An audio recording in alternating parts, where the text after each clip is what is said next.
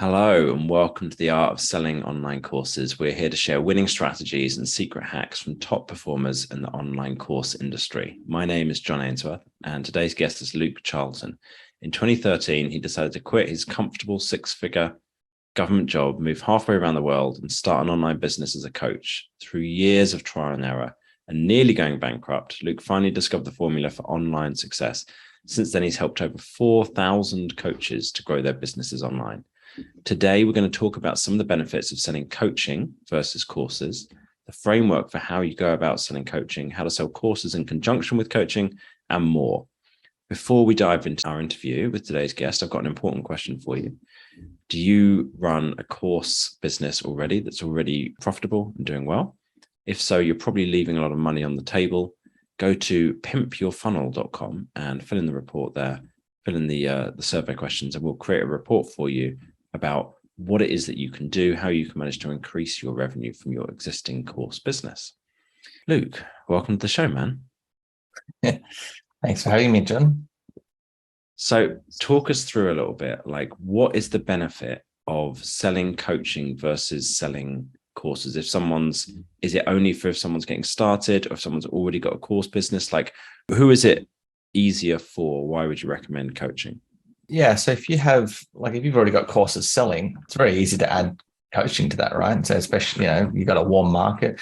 Like if you have people joining your membership site or as they're buying, consistently buying your course, it's very easy to upsell them it's almost like you can just send a couple of simple emails like, hey, would you like me to help you, through this system, whatever it is.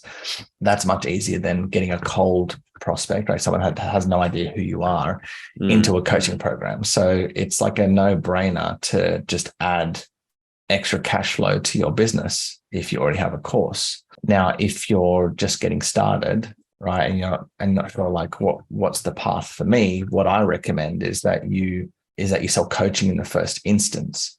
And there's a couple of reasons for that. Number one, you don't, like with a course, generally you have to, like with a low ticket item, right? You're not getting on the phone to sell that, right? You're not, if it's $100, $50, even $500, or even $1,000, you don't really want to get on the phone for that. You would just have to have too many conversations to make it profitable and you just burn yourself out. It's just a different model. So for a course, you really have to sell it via a webinar or like a sales page or a video sales letter.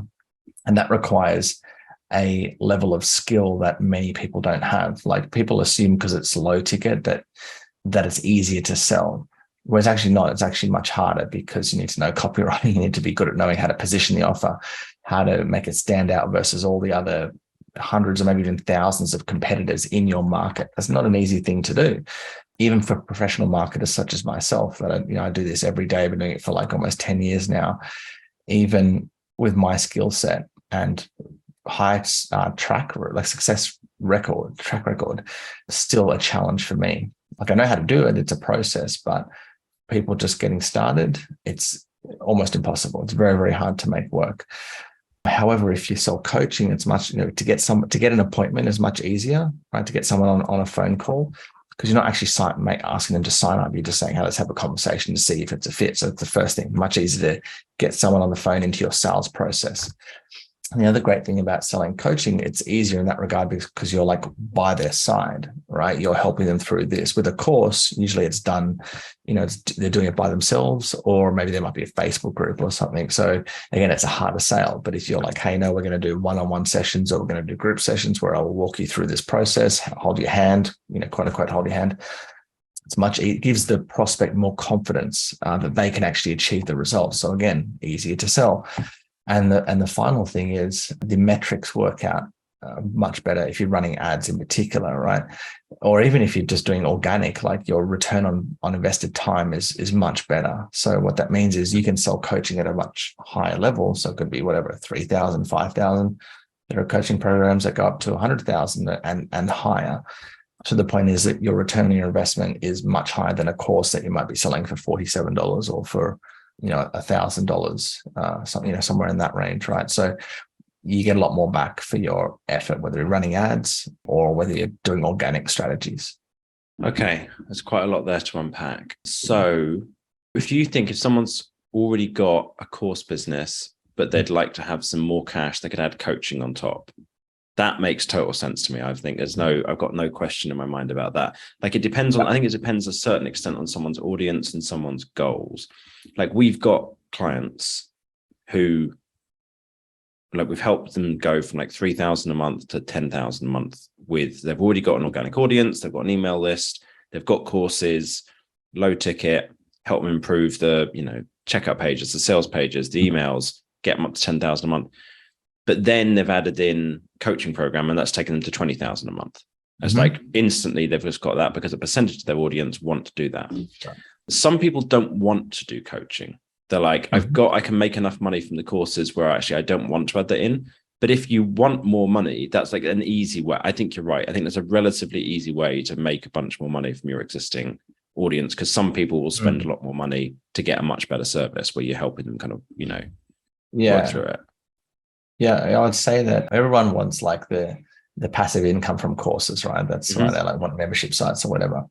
I would say 0.0, like, to have that business model where you're just selling courses and you're making a profit, it's extremely, extremely hard. Like, I don't think I've run ads for 7- and 8-figure coaches, very, very well known. Okay. Even those coaches that you would know the names of, they're not making a profit on like their low ticket stuff. Like, what the business model for them is, they sell whatever it is, a $47 product. It might have some upsells or whatever. The model for that is it pays for their advertising, right? So it just pays for their advertising. They're getting customers, which customers convert a lot easier into a program. But the model is you have a low ticket kind of offering that pays for your ads, and then you sell them a coaching program, and that's where the real money is made, right? So there's definitely obviously people listening in now that have that model of, I don't know if I would call it passive income, because there's still organic, right? There's two types, there's paid and there's organic. With organic, yeah, it's great because it's free, but it's not really scalable, right? So if you want to scale to, 100,000 a month or higher, generally you're going to have to be doing some paid advertising.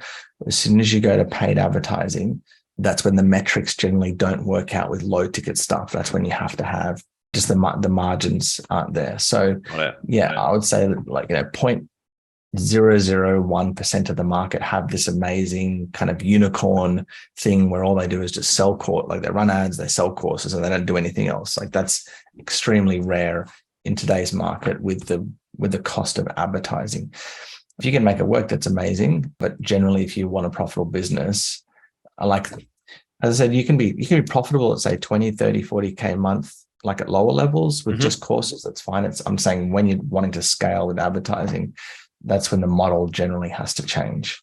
Got it. Okay. That's fascinating. So talk to us about the metrics on it then. So what kind of numbers, is it all right to dig into specific numbers cool. I know that you spent a lot of money on ads, and I'm figuring you probably know all your numbers, but I just wanted to check first. So if someone's running ads for coaching, what kind of numbers are you looking at any different point? And I'm aware it'll vary from like market to market, but as much as possible, could you give us a range of like, what's someone going to be? Well, let's maybe start with what's the shape of the funnel? Like, what are you generally aiming at? It goes add to opt-in or add to landing page or what? Yeah, generally, the strategy that I use is like, once you have the right positioning of your offer, like in a way that it stands out, you don't need a complex funnel to get clients. Like, it's always about the message, right? It's never about like, I'm against really complex funnels. So what I do for clients in my agency that we get booked appointments for, we just go add.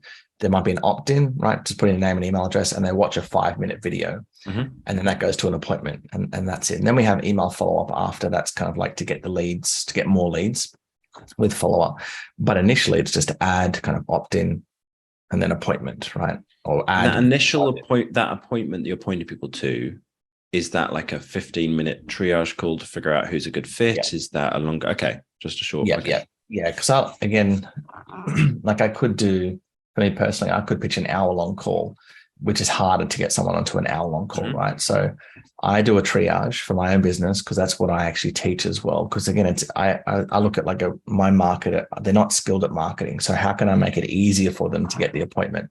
Yeah. So I teach them, just do a 15-minute triage call just to see if you can help in the first instance. That's the way that I kind of communicate that offer. And then, it makes it easy to get the appointment, and then also qualify. You're not spending an hour on the phone with someone that's like kind of unqualified. So then you bring them through to the actual kind of sales call. So I do that for my business. I have people that do those calls for me, but then that's what I teach coaches and experts do as well, because then they can bring really high quality leads through to their sales calls. So that's the process. Now, in terms of metrics, like if you're selling coaching, what I like to see is a 5-to-1 return. Okay. Mm-hmm. Now, it doesn't always happen that way immediately, right? That's why we have to look at the numbers, right? So if they're not getting a 5-to-1 return, then we look at, okay, what are the numbers telling us in the funnel? Like, what's the cost of the opt-in? Like, what's the cost of the appointment? Are they in line? Like, are they in KPI? And then if they are not, then we fix whatever it is that's wrong, like the offer and the ad, or it could be the 5-minute video to get them on the appointment. But everything could be fine there, and they're just not closing at a rate that's high enough. I think the coach might be closing 1 out of every 10 or 1 out of every 20. So we've got to help them with their sales process. So we just look at where the low-hanging fruit is in the funnel that's not working. We just focus on that and fix that. But generally, at the end of the day, you want it to be a minimum of a 5-to-1 return on your ad spend. Got it. Yeah. And in terms of some specific metrics for different steps in that process, what kind of conversion rate are you seeing typically for actual people turning up to the triage call? Out of triage calls booked, they're turning up. Yeah, that's dependent on, that's very market dependent and offer dependent, unfortunately. But you'd probably want more than say 60 to 70% in most markets of people showing up. Yeah, there's always going to be no shows with paid advertising because they don't really know you. They're not invested in the relationship. So that's why it's really important when you advertise that you are, and this is where a lot of coaches and experts, course creators go wrong with their marketing, is you want to advertise or speak to a problem. I speak to a very painful problem, right? A really big, painful problem. That usually fixes a lot of problems with your marketing. Like if people aren't booking appointments, generally, when I look at someone's marketing message, it's because the problem they're speaking to, well, often they're not even speaking to a problem. It's kind of wishy-washy what they're actually solving. And so a lot of things, as I can be fixed with a funnel not converting by just simply speaking to a much more painful problem. Mm-hmm. Yeah. Okay. And then what kind of percentage before they get to the triage call, do they have to go through any kind of like a survey to filter out people who definitely aren't a good fit, or do you point everybody to book the call? Well, that's really what the triage is for. Okay. With my triage, I ask like 2 questions. One is, what's your website? So we can just look at their website before the call. And who do you help and how do you help them? And that's really just to make sure that we're getting a coach on the phone, which 99% of the time we are. So I say, I used to be one to ask a lot of questions before the calls, but I found over the years, like just a lot of the questions I was just asking in the call anyway. So yeah, for the triage ones, it's better to ask less because that's really what the triage is for. The triage, literally, the definition is to kind of figure out if you can help them. So yeah. And then what kind of range are you seeing in terms of people who are a good fit from the triage? I'm guessing that's going to vary massively by campaign as well, but I'm curious if there's a range. Yeah. So for me, I would say like if we get out of 5 triages, probably like 2 will come through. So I have people that kind of do those triage calls for me.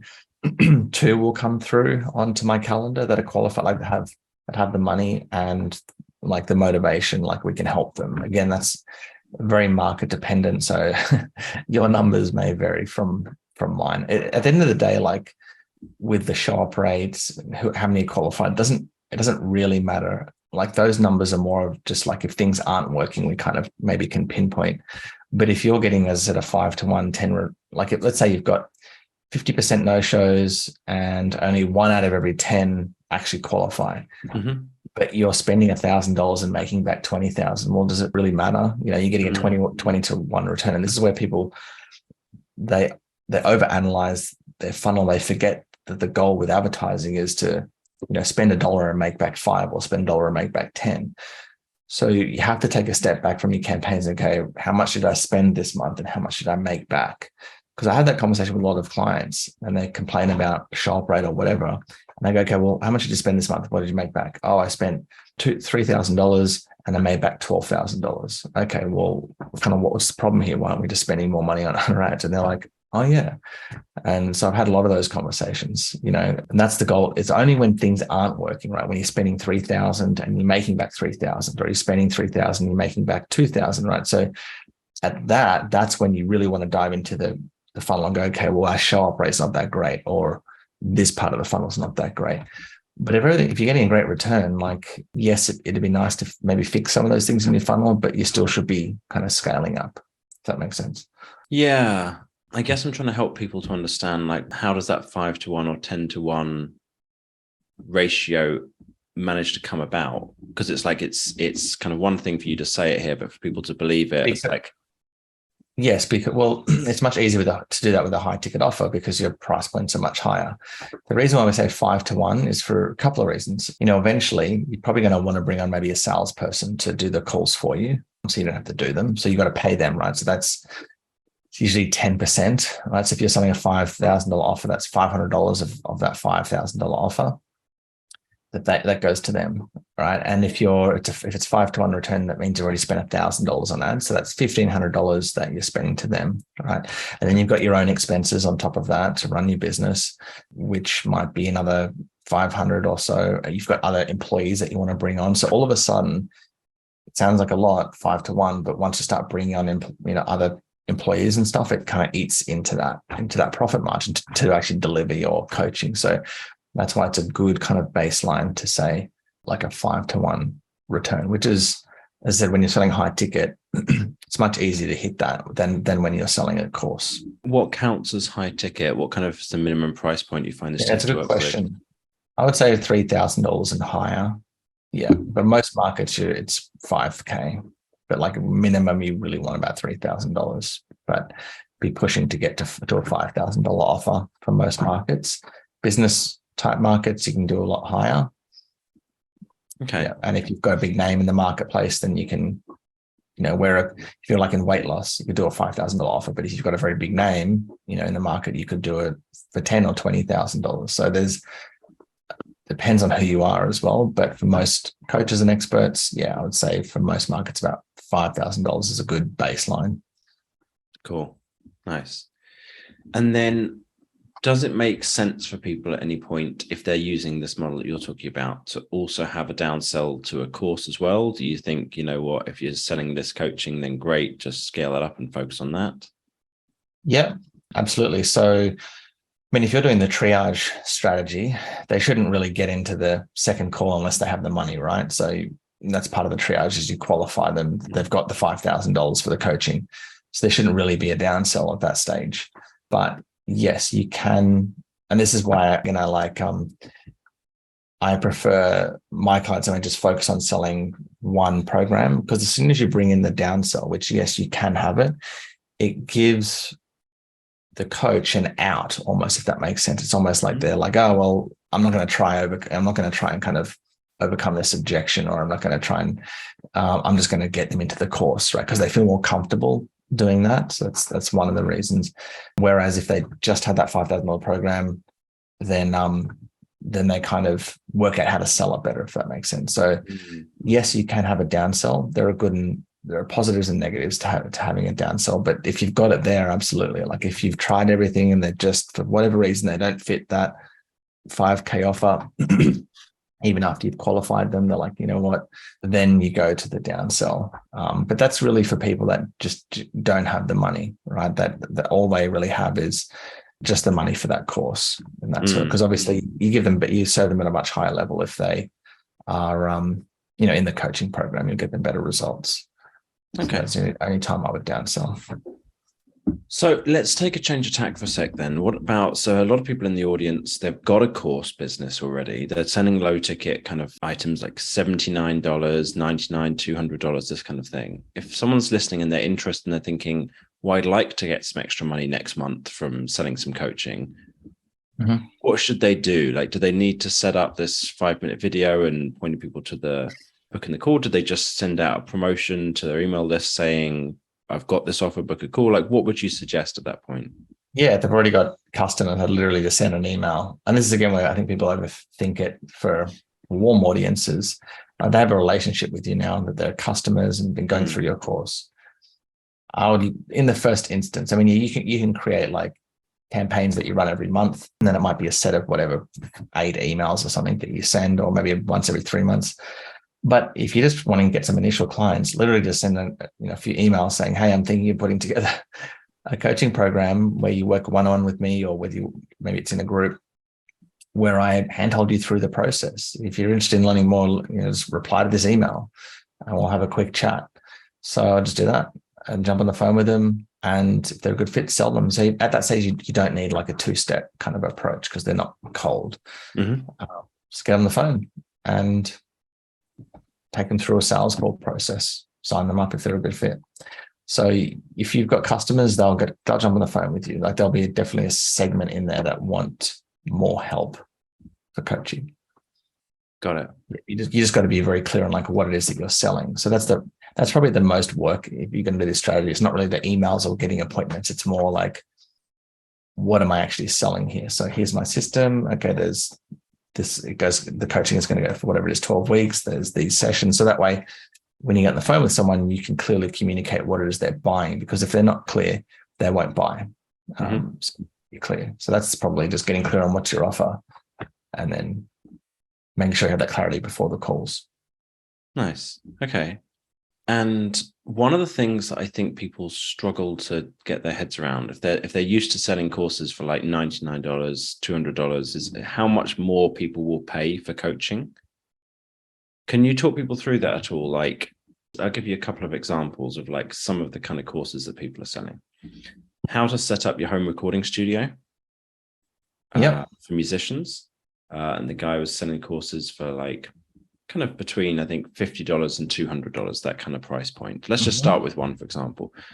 If that's what you're seeing as the low ticket, just buy the do-it-yourself course, how would you go about thinking how much you might sell the coaching for?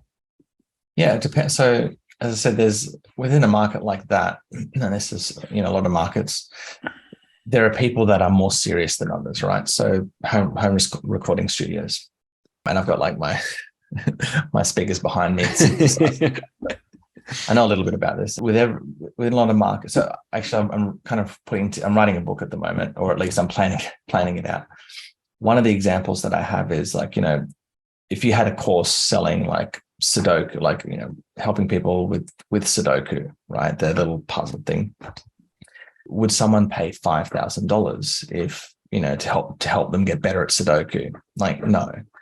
Generally not. However, what if I said to you, well, what if it was that person's profession where this was their way to bring in income? They went to Sudoku competitions. Would they pay $5,000 then? Well, yes, they probably would, because it's their profession. They're much more invested. It's much more important to them, if that makes sense. So the point is, like with this market, right?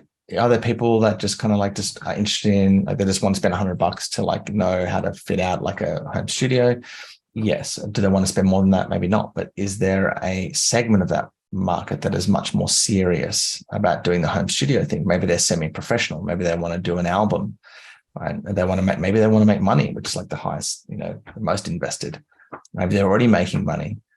Right? Will they pay $5,000? Absolutely, right? If it's, because it's more important to them than the larger part of the market only want to spend $100, but there is a segment of that market that will spend $5,000. What if you come out to their home and help them choose the equipment and fit it all out? Well, what's that worth? $15,000, $20,000? There's definitely people out there that are charging that to fit out home studios. Professionals that literally come to your place and tell you how to set up you can't see it here.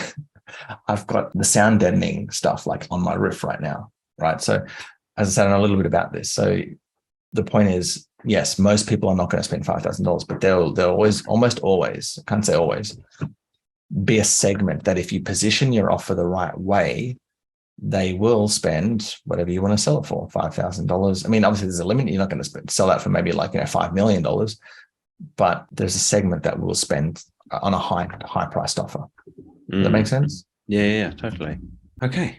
So just to recap, If someone's selling courses already, they've already got a warm audience, they've got previous customers who've spent money on that, there'll probably be a segment of their audience who would spend a lot more money on coaching.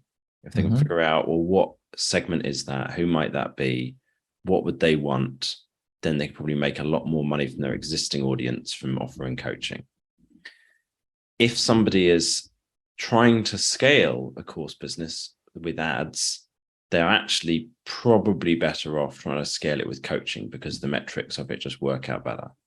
Yeah. If you do that, then the funnel to use is ads to maybe an opt-in to a 5-minute video explaining about this very painful problem they're trying to solve, that then points to a triage call that then goes to a strategy call on which, and the numbers don't, and each step don't matter too much as long as you're getting a 5 or 10 to 1 return overall.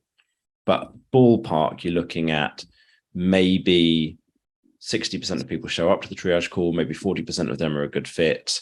And then on the strategy call, like, you know, ideally you're probably going to be closing, I don't know, 30%, 50%, something like that. No, once then we get through to the second call, you should be closing a lot higher. So okay. Yeah, for me it's about 70%, and my 60 70%, and my offer is very high priced. So as I said, like the only people coming through to that second call are like they have the problem that you solve, and they have the money. If you bring those people through and you're not closing it above 50%, then there's something wrong with your sales process, I would say. Okay, yeah. Cool. That's good to know. Great. That's amazing, man. Thanks so much for sharing that whole model. That's like hopefully opened up quite a lot of people's eyes. It's like, I know that some of the people listening to this, they're going to be like, no, I just want to do my low ticket courses. That's cool. Yeah. But if you're thinking, if this is like a model that you've not really considered before, this might kind of give you a different way of looking at what's possible for scaling your business and how that might go about. If somebody is listening to this and they're like, man, this sounds really cool, I want to learn more, Luke, about like how you can help, get some more useful resources from you, where can people go? Yeah, so I mean, as we have I have an agency where I book appointments for coaches and experts, so we just kind of do it all for them. But in the first instance, probably best just to get to know me, see if you resonate with me and what it is that I'm offering. And probably the best way to do that is just go to a link called the 9 email offers that get clients for free. So number 9 emailoffers.com. So 9emailoffers.com. Just go there and grab that free guide. It has some offers you can send out to your own list to bring in customers or clients.